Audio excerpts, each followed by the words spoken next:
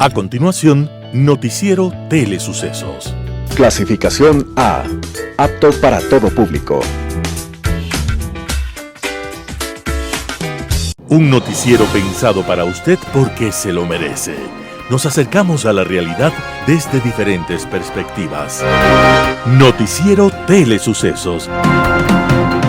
Primera parte del Noticiero Telesucesos con las noticias más importantes del día.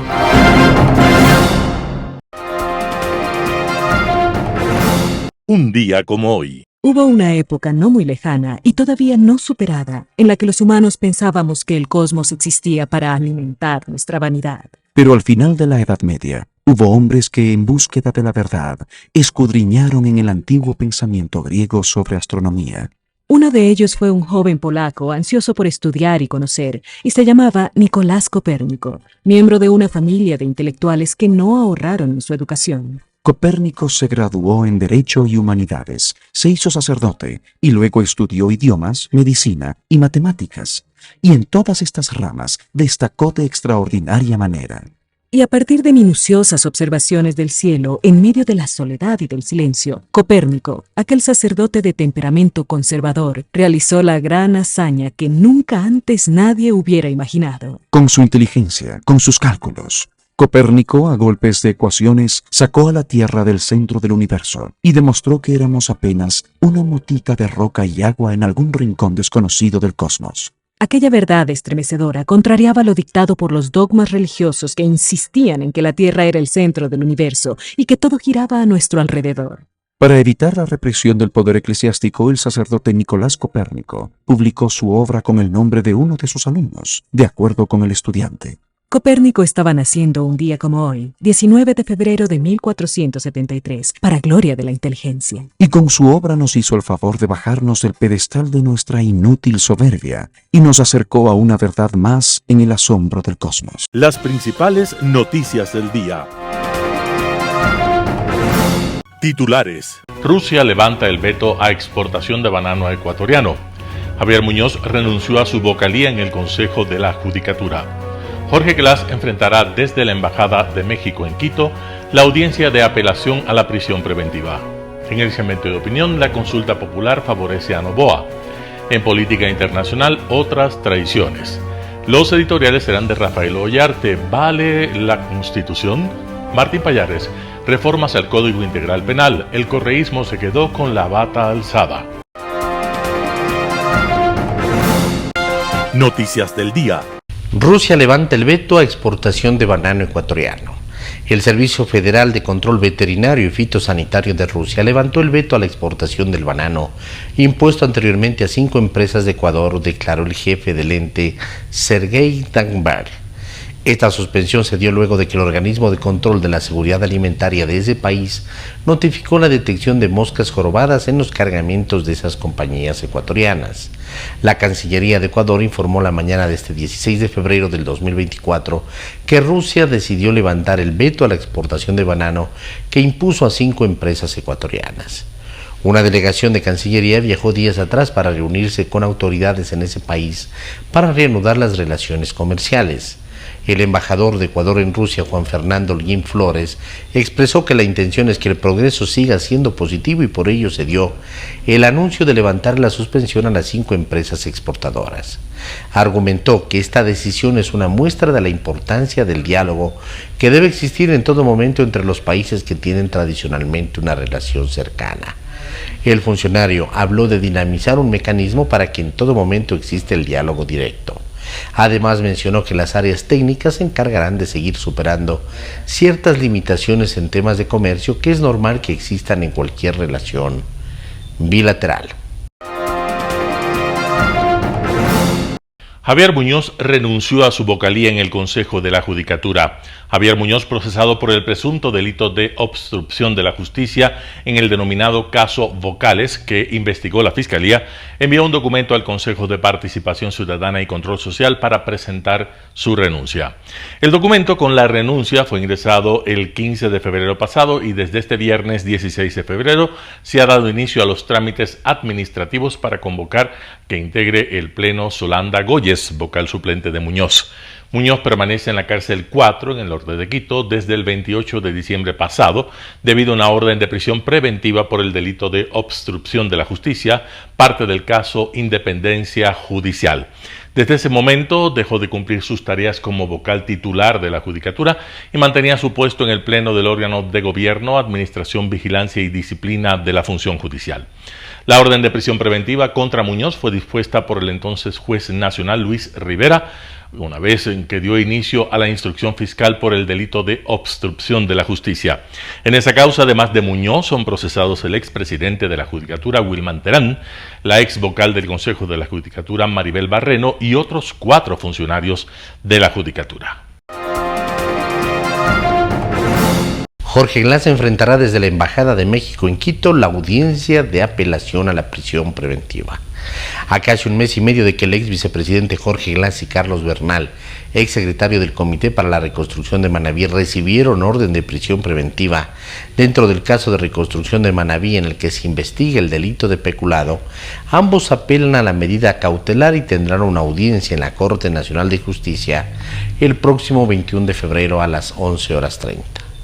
Glass manejará el recurso de apelación estando en la Embajada de México en Quito como huésped de un país al que ha solicitado asilo político. Bernal, en cambio, enfrentará la diligencia desde Miami, Estados Unidos, lugar en el que vive junto con su familia. Justamente esas situaciones impidieron que se les pueda definir medidas cautelares como la presentación periódica, el uso de grillete electrónico, arresto domiciliario o la presentación periódica en la audiencia de formulación de cargos, dada el 5 de enero pasado. Hasta el 2 de febrero pasado, el caso de reconstrucción de Manabí estuvo en manos del juez nacional Luis Rivera. Desde esa fecha y luego que se le notificara con la cesación de funciones por el cumplimiento del periodo de 3 años para el que fue designado, el despacho de Rivera lo ocupó la conjueza encargada Rita Bravo, quien integró la sala especializada de lo civil y mercantil y ahora también será parte de la sala de lo penal de la Corte Nacional. A más de la orden de prisión preventiva del caso Reconstrucción de Manabí, Jorge Glass mantiene una orden de detención por incumplir la presentación periódica al que se le dispuso al otorgarle las medidas cautelares autónomas que le permitieron desde noviembre del 2022 hasta 17 de diciembre del 2023 que ingresó a la Embajada de México en Quito, mantenerse fuera de la cárcel bajo una libertad provisional. Entrevista del día. En Radio Sucesos estuvo César Martín Moreno, ministro de Telecomunicaciones, para hablar acerca de los proyectos del Mintel en este 2024. Escuchemos qué es lo que dijo. Algunos temas importantes como la renegociación de contratos con las operadoras móviles. ¿Cómo está el tema? Muchas gracias, buenos días a toda la audiencia. Sí, efectivamente, este es un tema que quedó pendiente de la gestión anterior, el tema de la renegociación del espectro radioeléctrico para las operadoras de servicio móvil avanzado. Recibimos el sistema con una pausa en las mesas de negociación. Como usted conoce, la concesión original de 15 años se firmó en 2008, vencía en 2023, y al no poder culminar con los procesos de renegociación, se estableció una prórroga para el continua operación de las operadoras que vence en septiembre de este año. La prórroga está firmada con las 2 operadoras. Sí, con las 2 operadoras. Primero se firmó con Claro, si no me equivoco, ¿verdad? Sí. La una tiene fechas tope septiembre de 2020 y la otra, bueno, tiene una cláusula que dice hasta que terminen las negociaciones, pero por eso manejamos como una meta global septiembre de 2024. ¿Qué se está haciendo en esta prórroga con las operadoras? Bueno, efectivamente, la razón por la cual estuvieron en pausa las mesas de negociación es porque una de las etapas del proceso de renegociación es contar con una consultoría internacional para la valoración del espectro. Esa consultoría se hace a través, para este tema de telecomunicaciones, de la UIT, que es la Unión Internacional de Telecomunicaciones, y la CAF. Las consultorías fueron recibidas, pero no los insumos necesarios para valorar técnicamente esos valores. Entonces no han sido hechas. No han sido recibidas formalmente, esa sería la palabra. a satisfacción por nosotros. Les falta este tema que usted acaba de mencionar. El insumo, correcto. Y al parecer hubo un distanciamiento entre el consultor y el grupo negociador. Lo primero que hicimos al asumir la cartera de Estado es contactar a la Unión Internacional de Telecomunicaciones, restablecer las conversaciones. Han habido avances importantes, de hecho ya nos entregaron el último insumo la semana anterior y entonces estamos ya en el proceso de revisión y de definición del valor del espectro junto con los otros temas de las mesas de negociación. Ahora, ¿por qué? Pues se puede decir que fue una consultoría incompleta. No estaba recibida satisfacción, efectivamente. ¿Por qué pasó esto? Al- Esto paga el Estado. Claro, al parecer ha habido ahí algún problema con el tema de recibir los insumos técnicos que ellos utilizaron para la elaboración, es decir, el esquema comercial, el esquema económico, no había sido entregado a tiempo.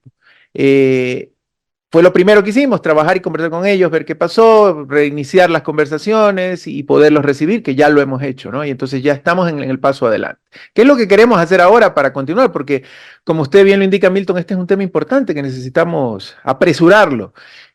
Una vez que esté ya recibido el insumo, viene la etapa propia de la discusión de los otros temas, y hay 3 temas importantes en esta renegociación que son fundamentales. Uno de ellos es cobertura. Tiene que haber un plan nacional de cobertura para el periodo que se está concesionando. Otra es calidad del servicio. Hoy por hoy los parámetros de calidad establecidos para medir el servicio móvil avanzado son los de hace 15 años, cuando en ese momento el centro de la atención de servicio móvil era la voz, las llamadas. Hoy en día es llamadas y datos. Hay que establecer temas de calidad muy claros y concisos a lo que es la tecnología hoy en día y proyectándola a lo que va a ser. Y el tercero son cláusulas de seguridad que se necesitan también por el tema coyuntural que vive el país y que están siendo incluidos en las mesas. Que es el 3G y el 4G, sobre todo el 4G, que no hay en todo el país, la cobertura en carreteras, la cobertura en zonas rurales extremas, que no existe en algunos sectores, y claro, muchas carencias que tenemos en cobertura móvil que se evidenciaron en la pandemia, que se evidenciaron en las clases virtuales, en el teletrabajo, en zonas donde lamentablemente a muchos no les llegó nada. Sí, efectivamente, hoy por hoy tenemos 2.672 localidades repotenciadas a 4G y hemos estado trabajando con las operadoras para poderlo mejorar. Específicamente en el tema de carreteras hemos establecido un comité con algunos ministerios, entre ellos el Ministerio de Gobierno, Ministerios de Trabajo, para dar acceso por temas de seguridad a carreteras que son fundamentales. En estos momentos estamos trabajando y esperamos en menos de un mes poder tener cobertura completa en el anillo vial de Quevedo, por ejemplo, para comenzar. Son temas que no esperan realmente, porque aquí, como usted bien lo indica, en este proceso vamos a hablar de una renovación para largo plazo, con un plan de aumento de cobertura de largo plazo. Pero se necesitan temas importantes que son fundamentales, tanto por temas de seguridad y por temas de cobertura básica. Y estamos trabajando en apagando esos primeros incendios a la par del desarrollo del plan completo, ¿no? Ahora sí le pregunto el tema de 5G. Estamos hablando con el ministro de Telecomunicaciones, César Martín. ¿5G tiene que estar dentro de los nuevos contratos con las operadoras? No es la forma, porque el proceso que estamos es un proceso de renovación de lo que ya existía. Ajá. Sin embargo, la figura o la forma como lo vamos a trabajar es que esto me permite tener ya un espectro valorado, y una vez con el espectro valorado, las operadoras pueden solicitar más frecuencias con el mismo espectro valorado, y en este caso las frecuencias que corresponden al 5G. O sea, es decir, no tiene que estar como cláusula de contrato el 5G, pero sí es, digamos, es un camino que nos lleva hacia allá. Que nos lleva hacia allá muy rápido, ¿no? Una vez que se firme la renovación, puede ser cuestión de un mes, 2 meses que ya tengan la concesión, y por eso ellos ya están arrancando con las pruebas. Una operadora lo solicitó y la otra está por solicitarlo. Septiembre es la prórroga. Septiembre es nuestro plazo máximo. No hay una prórroga nueva. No hay prórroga. Tiene que haber renovación sí o sí. Correcto. Si no hay renovación, ¿qué pasa?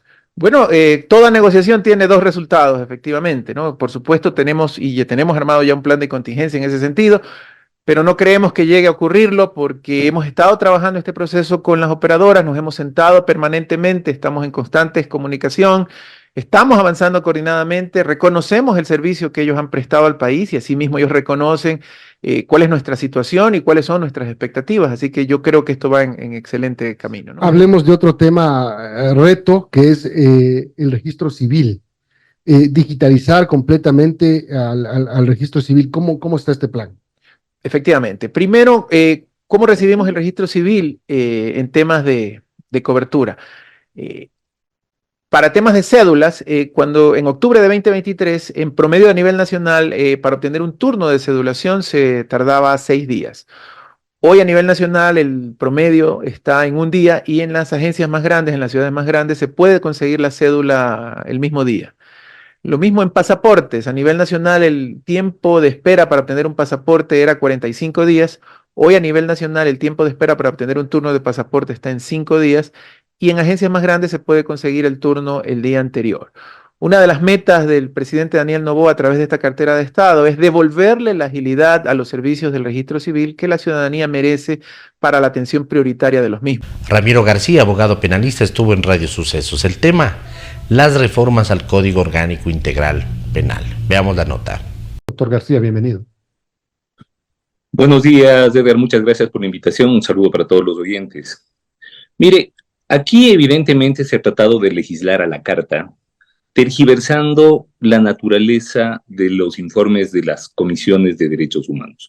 Primero, tratando de poner en el mismo nivel las sentencias de Corte Interamericana y los informes de los comités de derechos humanos, comités que no son órganos jurisdiccionales, la Corte Interamericana sí. La Corte dicta sentencias, los comités emiten informes sobre cumplimiento de derechos. Son comités administrativos, no jurisdiccionales. Y sin embargo, pues se les ha querido dar a sus informes el carácter de causal obligatoria de revisión penal. Esto no existe en otros países. En Colombia, por ejemplo, las sentencias de Corte Interamericana sí son causales de revisión. Y acá también lo son sin necesidad de que lo diga la ley. Es decir, si la Corte Interamericana de Derechos Humanos establece que ha habido violación de garantías de debido proceso, por ejemplo, en el juzgamiento de una persona, pues evidentemente esa sentencia pues carecería de efecto y tendría que revisarse.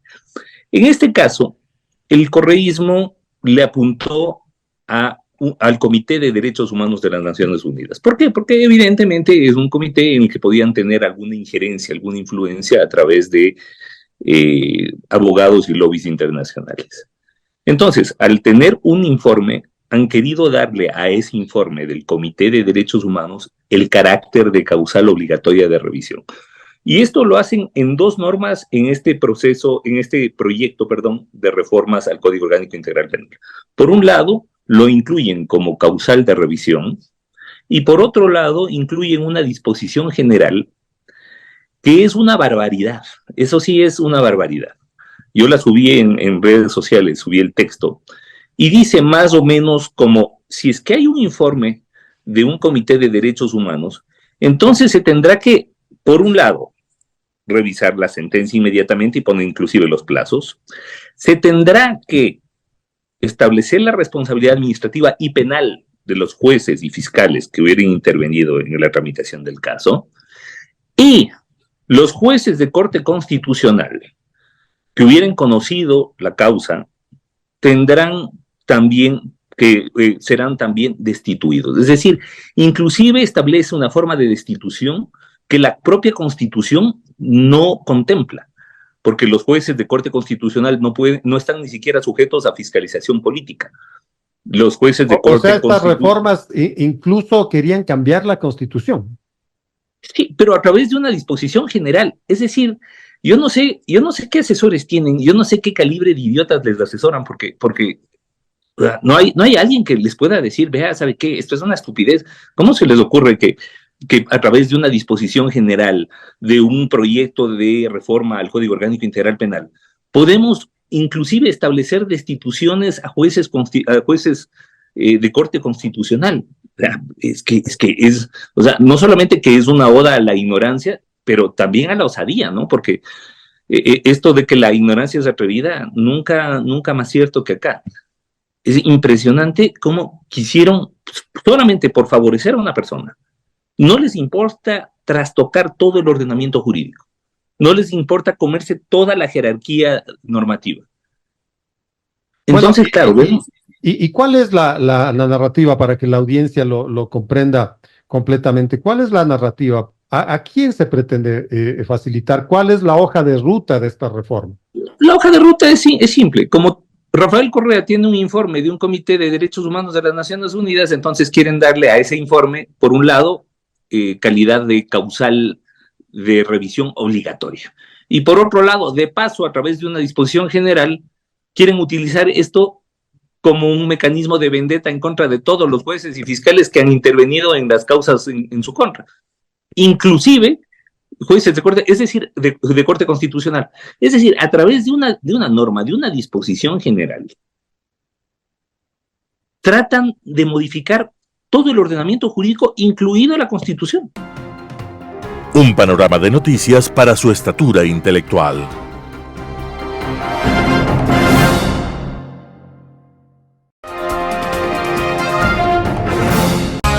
Poder Ciudadano, con el doctor Patricio Gijón. La consulta popular favorecerá al presidente Noboa. La Corte Constitucional emitió su pronunciamiento sobre las 19 preguntas planteadas por Daniel Noboa para consulta popular. Los textos del presidente abarcan temas de seguridad, justicia, extradición, así como nuevas modalidades de trabajo. La Corte Constitucional estableció que 6 de las preguntas propuestas requerirán de reformas legales que deberán ser tramitadas por la Asamblea Nacional. Asimismo, definió que 4 preguntas sean tratadas vía enmienda constitucional. Las preguntas aprobadas abordan los temas siguientes. 1. Operaciones de las Fuerzas Armadas para controlar armas, explosivos en vías de ingresos a cárceles. 2. Incrementar penas para delitos como terrorismo, producción de drogas, asesinato, secuestro extorsivo, entre otras. 3. Que los privados de libertad cumplan la totalidad de sus penas en las cárceles. 4. Tipificar el delito de tenencia o porte de armas que son de uso privativo de la policía y las Fuerzas Armadas. 5. Que las armas, municiones, explosivos incautados sean usados por las Fuerzas Armadas y la Policía Nacional. 6. El Estado podrá ser titular de los bienes de origen ilícito. A excepción de lo establecido en la primera pregunta, las demás podrán ser aplicadas luego de que la Asamblea reforme el COIP y la Ley de Extinción de Dominio. Por la vía de enmiendas, la Corte Constitucional dio luz verde a los siguientes temas. 1. Permitir extradición de ecuatorianos. 2. Establecimiento de judicaturas especializadas en materia constitucional de primera y segunda instancia para tramitar temas relacionados con garantías constitucionales. 3. Que el Estado reconozca el arbitraje internacional para solucionar controversias comerciales. 4. Reformar el Código de Trabajo regulando contratos a plazo fijo y por horas. En cuanto a estas preguntas que están destinadas a enmiendas, la Corte Constitucional deberá hacer un segundo dictamen evaluando el contenido de las preguntas y los anexos propuestos, a fin de garantizar que estos sean leales y claros para que la ciudadanía pueda expresarse en las urnas. En el Ecuador se han efectuado una serie de consultas populares tomándolas como herramientas democráticas y de orden constitucional para pedir de manera directa al soberano su pronunciamiento sobre distintos problemas importantes del convivir nacional. Más, la respuesta del colectivo social ha estado siempre ligada con el grado de aceptación del gobernante. En el pasado reciente, se han dado consultas populares que habrían llevado a la población a manifestar su criterio positivo en relación a lo que se le preguntaba. Más, en la práctica hay una minoría ciudadana que estudia o al menos lee cada una de las preguntas formuladas, y es peor el caso de la documentación de soporte que nadie revisa. la mayor parte de la población nacional responde con su aprobación o desaprobación a la tarea del presidente. Actualmente, el primer mandatario, Daniel Noboa Sin, tiene un importante capital político como resultado de la adhesión popular a sus medidas de sacar a las Fuerzas Armadas y a la Policía Nacional para combatir frontalmente al crimen organizado y a las bandas de narcotráfico, calificándolas de terroristas. Con su decisión política, Noboa ha logrado que las Fuerzas Armadas recuperen el control de las cárceles y prisiones del Ecuador, devolviendo disciplina y orden en distintos operativos de limpieza. Hemos podido apreciar no solamente la incautación de armas, municiones, celulares, droga, alcohol, entre muchos elementos que ingresaban con enorme facilidad a las prisiones, sino, lo que es más significativo, la eliminación de canonjías y tratos especiales a los capos mafiosos que se habían acostumbrado a vivir rodeados de lujos con la directa complicidad del SNAI.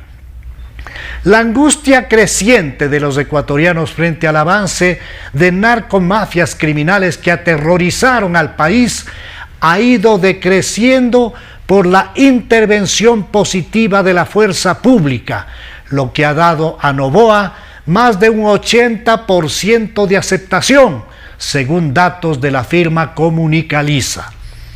Ahora, hay que ver la manera como se afronta desde el gobierno el problema de la economía, marcada por una creciente pobreza ante la falta de empleo y trabajo y el estancamiento de un país que ha tenido varias temporadas de encierro y paralización.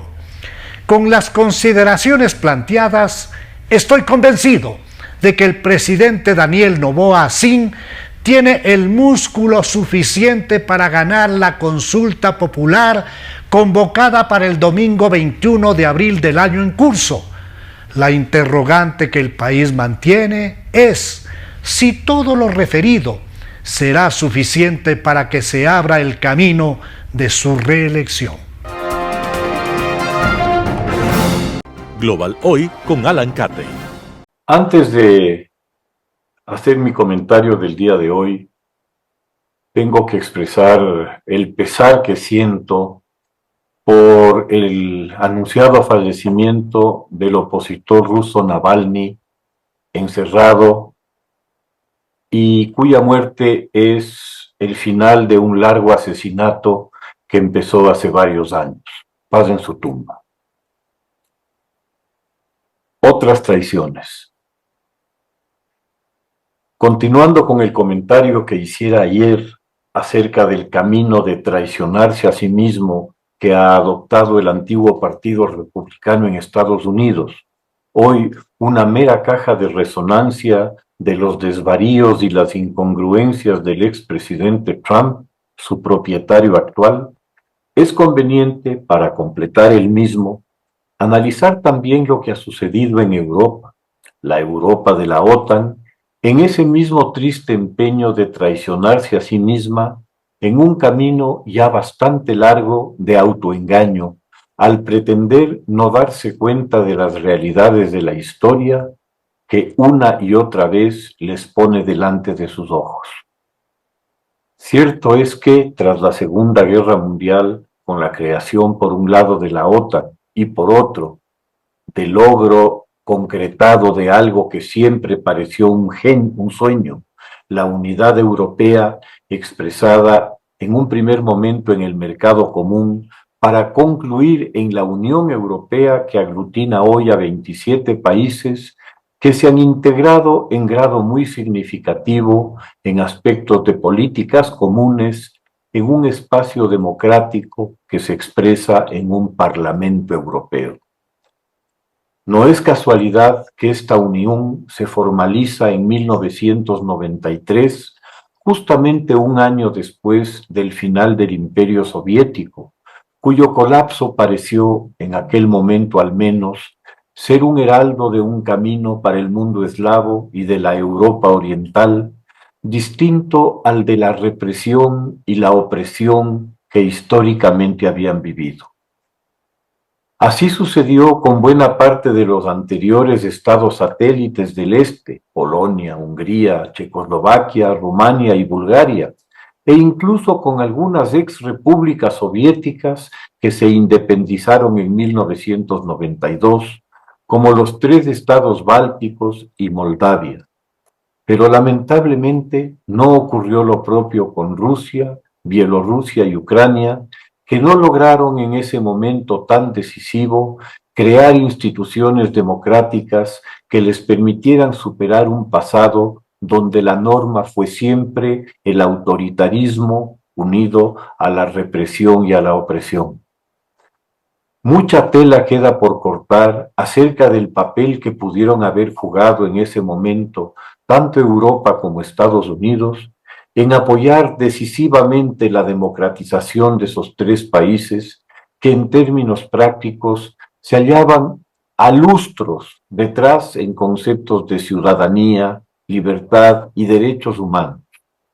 La oportunidad para integrarlos a la familia europea, de la que sin duda alguna son parte cultural, religiosa y hasta lingüísticamente, se dejó pasar. Quién sabe si debido al concepto que la Guerra Fría produjo, originando entre los bandos enfrentados una mentalidad que impedía ir más allá de la confrontación. No se entendió que una Rusia aislada, librada a su etos histórico de imperialismo exterior y autoritarismo interior, revertiría más pronto que tarde a esa concepción y cosmovisión que con todos sus criticables y despiadadas características era, sin embargo, lo único más o menos familiar a lo que tenían para aferrarse. Los 8 años transcurridos entre 1992, periodo durante el cual Rusia se hunde en 1992 y 2000, periodo durante el cual Rusia se hunde en la anarquía y el reparto de la riqueza para la oligarquía de los exfuncionarios del gobierno comunista, cuando la estructura del siempre vigente servicio secreto heredado de la ex KGB y la vuelta al poder de este a través del ex agente Vladimir Putin cierra esa ventana de oportunidad que fugazmente se abrió. Con Putin se reinstala el tradicional modelo del autoritarismo absoluto, retomándose además la vinculación histórica del poder político con la Iglesia Ortodoxa rusa, un retorno a aquel césaropapismo que fuera característica del zarismo. Europa se traiciona a sí mismo 2 veces. La primera, al no actuar con más generosidad y decisión para impulsar verdaderos cambios democráticos en el ámbito eslavo oriental en esos años decisivos. Y la segunda, al negarse a comprender que con Putin las antiguas reglas de confrontación estaban de vuelta y correspondía actuar consecuentemente, lo que implicaba tomar las precauciones que la realidad exigía en términos de seguridad y de defensa. Durante 20 años, la Unión Europea, prácticamente sin excepción de país, resolvió en efecto desarmarse al dedicar cada vez menos recursos para unas fuerzas armadas que cada vez eran más menguadas y limitadas en sus capacidades. Para 2012 era ya manifiesta la debilidad defensiva europea, mientras en Rusia Putin llevaba adelante, a la vista de todo el mundo, una modernización a marchas forzadas de las Fuerzas Armadas y de los servicios de seguridad.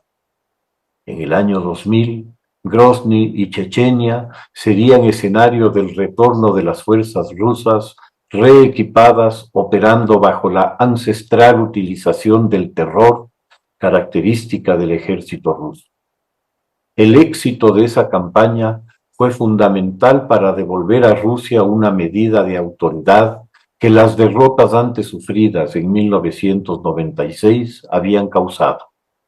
En 2008 se produce la intervención militar rusa contra el Estado georgiano, que concluye creando dos entidades indefinidas, unos territorios con una población ruso parlante en un limbo jurídico que resultó ser un útil experimento para la desmembración de estados, como se vería en Ucrania a partir de 2014, con los grupos separatistas prorrusos de Ucrania Oriental, armados y entrenados por Rusia, que serían la bomba de tiempo plantada para la nueva agresión tras la anexión de Crimea, invasión que se materializó hace 2 años. En Siria se había visto ya a las fuerzas aéreas rusas en bombardeos a los rebeldes sirios, practicando y aplicando sus estrategias y tácticas de terror que replican en Ucrania años más tarde.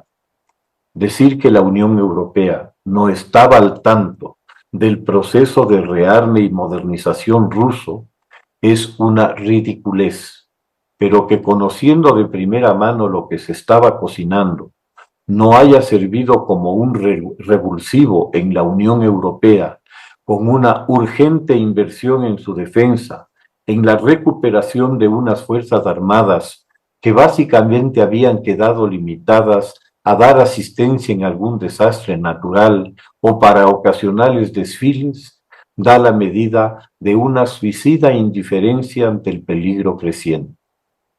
Varios gobiernos de los Estados Unidos observaron la insuficiencia en la contribución europea para la defensa común, llegándose a un compromiso para alcanzar un gasto en defensa de al menos el 2% en 2012, 2% del PIB.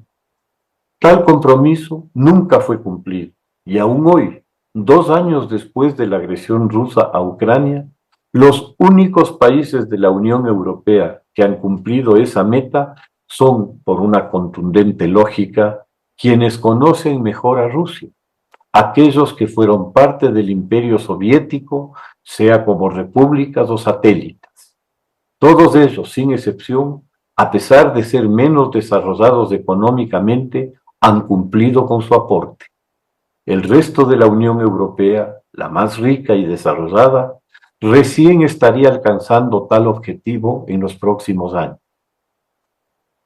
El apoyo brindado a Ucrania en municiones de artillería, sobre todo, ha prácticamente agotado los arsenales europeos y tomará al menos 10 años el reponerlos, según declara Rheinmetall, uno de los mayores fabricantes de armas y municiones de la región. Haber llegado a semejante nivel de impreparación es ciertamente una traición a Europa. En un momento en que resuenan nuevamente las amenazas y los chantajes desde el otro lado del Atlántico, ojalá la Unión Europea resuelva pararse sobre sus propios pies y asuma su defensa como corresponde, por su historia y legado. Seguir traicionándose tendría funestas consecuencias, la menor de las cuales sería el corte de los 80 años de paz de los que ha gozado inusitadamente desde 1945. Muchas gracias. Editorial. ¿Vale la Constitución? Artículo de Rafael Ollarte publicado en Diario El Expreso. Casi siglo y medio y en Ecuador, décadas más, pasaron para aceptar que las constituciones tienen realmente fuerza normativa, es decir, que no son meras declaraciones de principios, cuando no de buenos deseos, que requerían de la voluntad de los poderes públicos, comenzando por el legislador para que tenga alguna eficacia. Para que lo escrito en una constitución sea realmente cierto y no menos que un papel mojado, se instauraron sistemas de justicia constitucional con el poder de anular decisiones que la contrarían o que se expiden sin cumplir sus condiciones, además de sancionar su incumplimiento, control de constitucionalidad, así como también los mecanismos de protección de los derechos que ellas se reconocen, acciones de defensa de derechos. Curiosamente, se ha ido extendiendo en varias partes del mundo la idea de que las convicciones sociales, políticas, económicas, antirreligiosas, etcétera, de los jueces encargados de proteger esas constituciones, cuando no su propia moral, son más fuertes y están sobre esos textos fundamentales. Ninguna diferencia hay entonces entre los partidos políticos que hacen eso mismo desde sus congresos, presidencias y ministerios que al sobrepasar la Constitución incurren en la contradicción de negar la fuente de su propio poder. Aunque sí hay una, al menos los legisladores y los presidentes son elegidos por el mismo pueblo, disque soberano, que disque creó esas constituciones, al disque ejercer su poder constituyente directamente en referéndum o indirectamente a través de disque representantes en las asambleas constituyentes. Así, por ejemplo, vemos como tribunales, cortes y salas constitucionales recurrentemente abren la posibilidad de reelecciones presidenciales prohibidas por las constituciones con una gran creatividad argumentativa, así como otros que la cierran con otros interesantísimos señalamientos. Fallar contra norma constitucional expresa ya no resulta sorpresivo, aunque siempre será dañino. Hoy son los unos, mañana serán los otros, los que dejen de ejercer justicia constitucional y pasen a ejecutar política constitucional, transformando a esas magistraturas en verdaderas segundas cámaras parlamentarias o asambleas no electas, en las que la Constitución vale en lo que me gusta y no en lo que me parece. Argumentos siempre habrá. Total, el papel aguanta todo. Artículo de Rafael Ollarte, publicado en Diario El Expreso. Reformas al Código Orgánico Integral Penal. El correísmo se quedó con la bata alzada. Martín Pallares, El Expreso. Finalmente, el correísmo se quedó con la bata alzada y no pudo conseguir lo que con mayor ansiedad esperaba de las reformas al Código Orgánico Integral Penal que se discutieron en la Asamblea Nacional. La introducción de una nueva causal para aplicar el recurso de revisión de una sentencia condenatoria ejecutoriada cuando algún organismo internacional de derechos humanos a un informe, observación o sentencia que afecte la misma. Una causal que tenía nombre y apellido del beneficiario, Rafael Correa. La falta de votos se extendió también a la disposición general única que literalmente trazaba el camino para traer de vuelta a Rafael Correa en virtud de esa flamante causal que hubiera hecho que las condenas ejecutoriadas queden por siempre sujetas a la opinión de un organismo extranjero. El fracaso del correísmo en conseguir los votos a última hora estuvo precedido por una serie de hechos que más que certezas producían interrogantes alrededor de la sesión de este jueves 15 de febrero de 2024.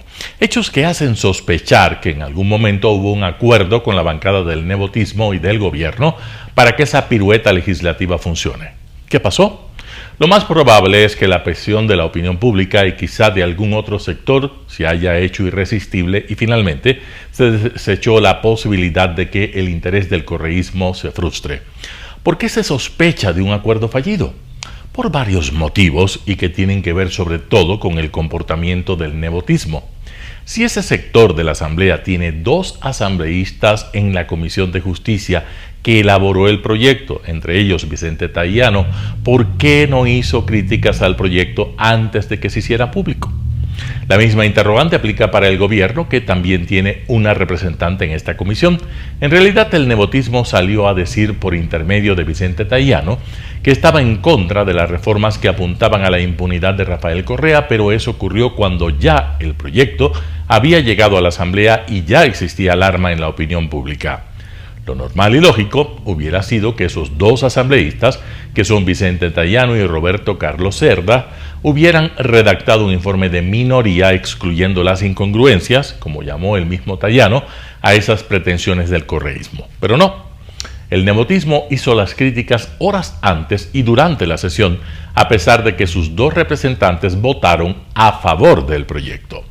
En efecto, el proyecto que llegó al Pleno con las impresentables pretensiones del correísmo fue votado por los 10 miembros de la Comisión de Justicia, incluidos los votos de los representantes de los 2 del nepotismo.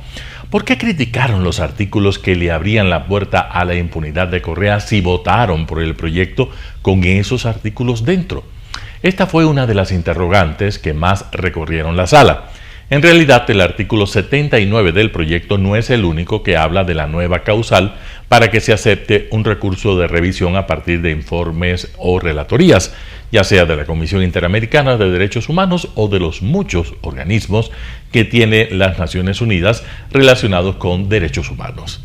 También está la Disposición General Única, donde se establece que la Corte Nacional de Justicia tiene 30 días para revisar las sentencias condenatorias en virtud de los informes o sentencias de organismos internacionales. Además, esa disposición establece sanciones para los jueces o funcionarios que no quieran cumplir esas observaciones. Suena bastante difícil de creer, entonces, que los dos asambleístas del socialcristianismo en la Comisión de Justicia no hayan detectado semejante aberración hecha con dedicatoria a favor de Rafael Correa. Pero ese no era el único misterio en la conducta del nepotismo. Otro fue el que los dos asambleístas de esa bancada hayan enviado a sus alternos para firmar el proyecto. ¿Cómo es posible que hayan enviado a sus alternos cuando se trata de un proyecto tan determinante en el sistema de justicia penal del Ecuador? Todo hacía sospechar lo peor, que ahí se había cocinado un acuerdo. Cuando intervino Tayano en la sesión, hizo una crítica contundente y llena de coherencia jurídica al artículo que a todas luces está diseñado para que Correa pueda recurrir al recurso de revisión sustentándose en informes de organismos internacionales. ¿Por qué no hizo esa observación tan bien elaborada jurídicamente en la comisión a la que pertenece? Finalmente, el nepotismo, el gobierno y Pachacutic no quisieron votar por las aberraciones del correísmo y este se negó a dar los votos para los temas que a esos movimientos les interesaban, como el endurecimiento de las penas, entre otros. Martín Payares, El Expreso. Noticias internacionales. Muere el opositor ruso Navalny, según los servicios penitenciarios rusos. Los servicios penitenciarios rusos han confirmado el fallecimiento de Alexei Navalny, principal opositor y crítico del régimen de Putin. Navalny estaba cumpliendo una sentencia de 19 años por cargos de extremismo.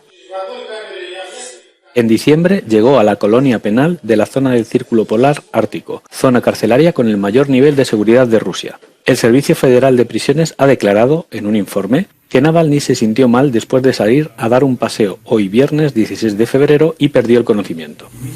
Una ambulancia llegó, intentaron su reanimación, pero no pudieron hacer nada. Navalny tenía 47 años y un largo camino recorrido como opositor del régimen ruso.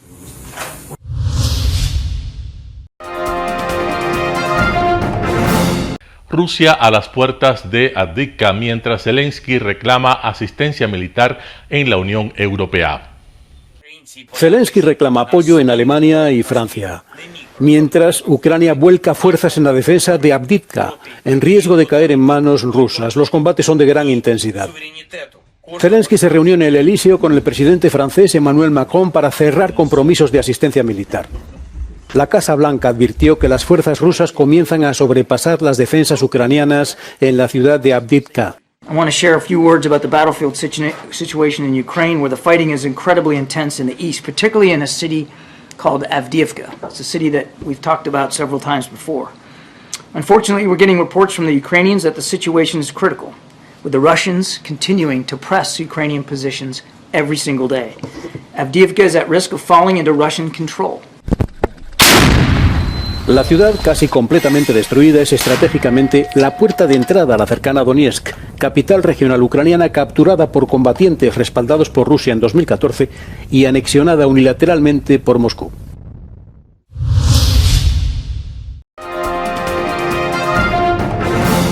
Telesucesos Sports. Deportes, deportes, deportes. Todas las tardes, 4 horas de lunes a miércoles, de 14 a 17 horas. Los jueves y viernes, 6 horas, de 12 a 20 horas. Desde Arena Telesucesos. Transmisiones en vivo, siempre Ecuavoley. Y luego, deportes para recordar. Todas las tardes, deportes en Telesucesos Sports. Bajo la dirección del arquitecto David López. La visión objetiva de quien vive el deporte. Sucesos deportivos, visión de un equipo de opinión joven de comunicadores. Telesucesos, llegamos con nuestra señal a los sectores populares de nuestra ciudad. Quienes no tienen televisión por suscripción atenderán nuestra señal sin costo en Canal 29 UHF Telesucesos. Siempre ecuatorianos, resaltamos nuestra identidad.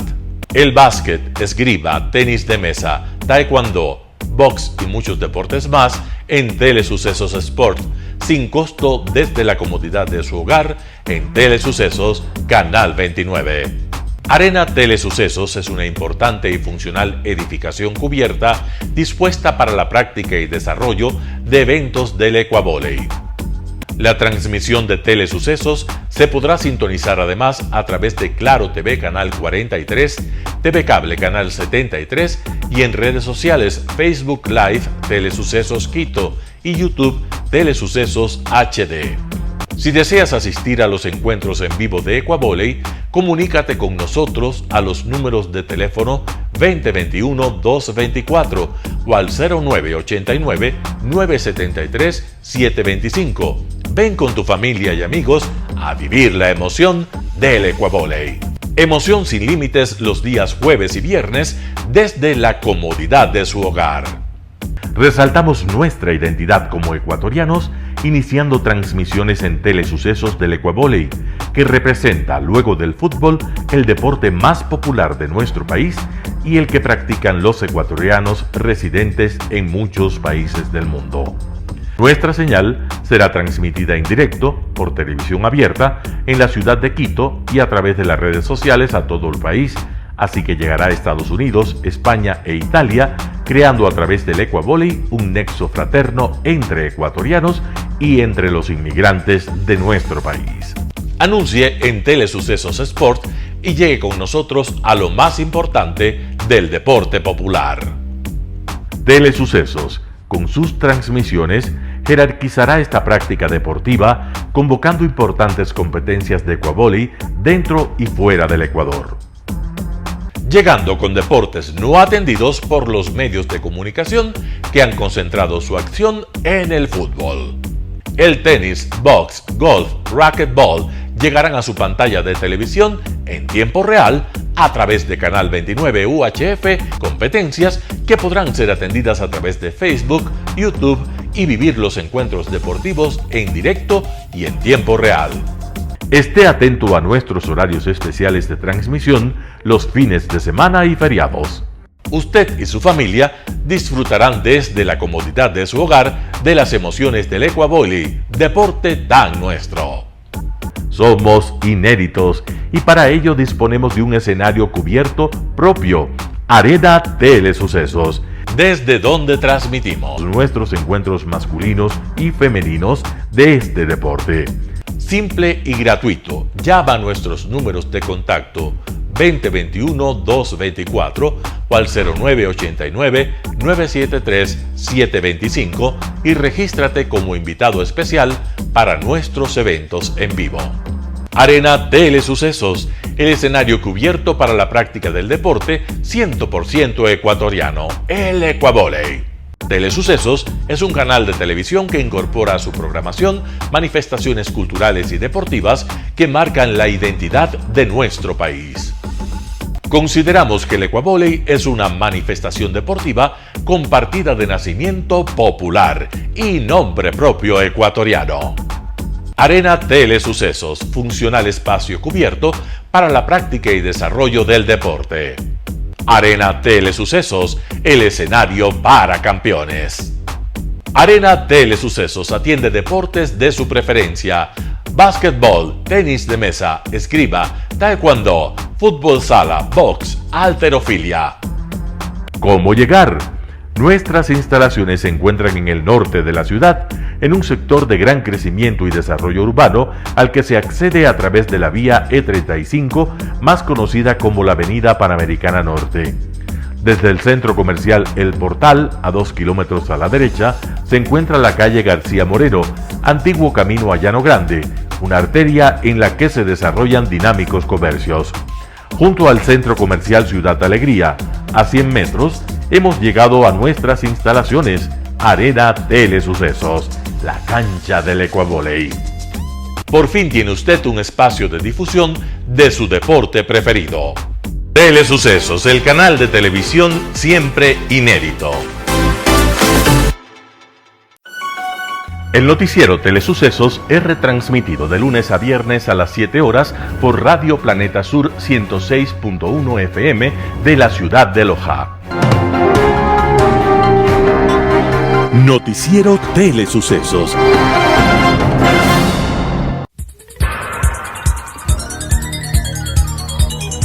Las opiniones vertidas en este espacio por la producción y dirección del programa son de exclusiva responsabilidad de sus autores y de quienes intervienen en ellos.